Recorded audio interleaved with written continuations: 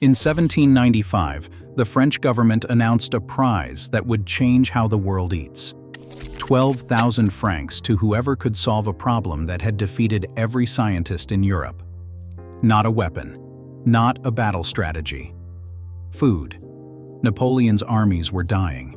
Not from enemy fire, from lunch, spoiled meat, rancid vegetables, contaminated water. Military historians estimate that more French soldiers died from food poisoning and malnutrition than from combat wounds. An army, as Napoleon himself supposedly said, marches on its stomach, and the French stomach was failing. The greatest scientific minds of the era tried to solve the preservation problem. Chemists proposed complex salt treatments. Physicians suggested exotic spices. None of it worked at scale. Food rotted within weeks, no matter what they tried. The man who finally won the prize had no scientific training whatsoever. His name was Nicolas Appert. His profession was confectioner. He made candy for a living. A candy maker solved what the scientists could not, and he did it 50 years before anyone understood why his method worked. Nicolas Appert was born in 1749 in Châlons-en-Champagne, the son of an innkeeper. He spent his early career learning the food trades: confectionery, brewing, pickling, and cooking. By his 30s, he ran a successful shop in Paris, making sweets for the aristocracy. But Appert had developed an obsession that had nothing to do with candy. He had noticed something in his kitchen work. When he sealed certain foods in containers and heated them, they lasted longer, much longer. He did not know why. He just knew it happened. In 1795, the same year the French government announced the Preservation Prize, Appert closed his candy shop. He moved to a small town called Massy, south of Paris. He converted a house into a laboratory and food processing facility. He hired workers, he bought hundreds of glass bottles, and then he started experimenting. Appert's method was simple in concept. He placed food in thick glass jars, corked them tightly, sealed the corks with wax, then submerged the jars in boiling water for hours.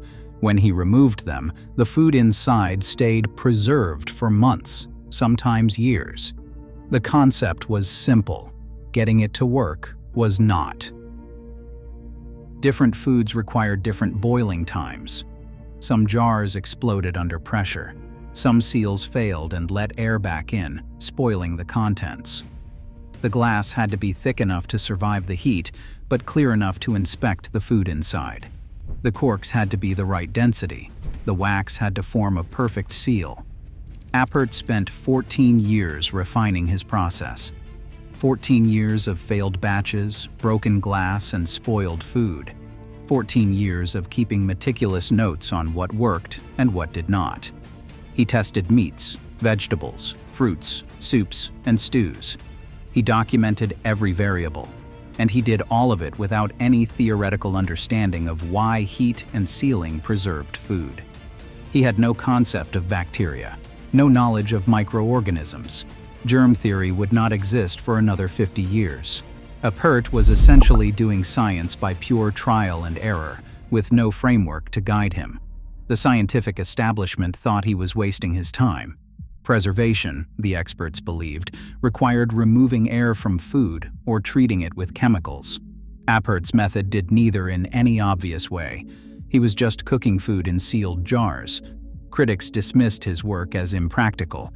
One critic reportedly called it cooking food to death without understanding the mechanism. Appert ignored them. He kept experimenting. By 1804, he had preserved food successfully enough to attract attention. The French Navy agreed to test his products. They loaded ships with Appert's sealed jars and sent them on voyages lasting months. When the ships returned, the food was opened and inspected. The results were remarkable: preserved meat that tasted fresh, vegetables that had maintained their texture, soups that sailors described as better than what they ate on land. The jars had survived months at sea in conditions that would have destroyed any other preserved food. The Navy's endorsement changed everything. In 1810, the French government awarded Nicolas Appert the 12,000 francs prize. The candy maker had beaten every chemist, physician, and scientist who had attempted the challenge. The official condition of the prize required Appert to publish his methods so the knowledge could spread. He did. His book, The Art of Preserving All Kinds of Animal and Vegetable Substances for several years, became the first comprehensive guide to food canning. Appert described his techniques in exhaustive detail: glass selection, cork preparation, sealing methods, boiling times for different foods. Everything he had learned in 14 years of experimentation. The book spread across Europe within months. In England, Peter Durand read about Appert's method and had an idea. Glass was fragile. What if you used tin instead? That same year, Durand patented the tin can. The canning industry was born. But here is the strangest part of the story. Nicolas Appert never understood why his method worked. He believed, incorrectly, that heat somehow changed the food's chemistry in a way that prevented decay. He thought the sealing simply kept the vital air inside the jar. The real explanation would not come until 1864, more than 50 years later. Louis Pasteur's germ theory finally revealed the truth. Food spoils because of microorganisms, bacteria, yeasts, molds. They consume the food and produce the compounds we recognize as rot. Appert's method worked because boiling killed the microorganisms already present in the food, and the airtight seal prevented new ones from entering. The food was essentially sterile inside the jar. No bacteria meant no spoilage. Appert had discovered the practical application of germ theory half a century before germ theory existed. He had stumbled onto one of the most important scientific principles in history through nothing but persistence and observation. The scientists who dismissed him spent decades arguing about theoretical frameworks. Appert spent 14 years in a kitchen, boiling jars and taking notes. The candy maker won because he cared about results, not explanations. Nicolas Appert died in 1841, 23 years before Pasteur proved why his life's work actually functioned. He never received the scientific recognition he deserved during his lifetime. He died poor, having spent most of his prize money on further research and a factory that eventually failed. But his legacy surrounds us. Every canned good in your pantry uses the same basic principle Appert discovered. Heat and seal. Kill the microorganisms and keep new ones out. The global canned food industry generates over $100 billion annually. Military rations, emergency supplies, space food. All of it traces back to a confectioner in a small French town who refused to stop experimenting. The scientists needed a theory before they could act. Appert acted until he found what worked.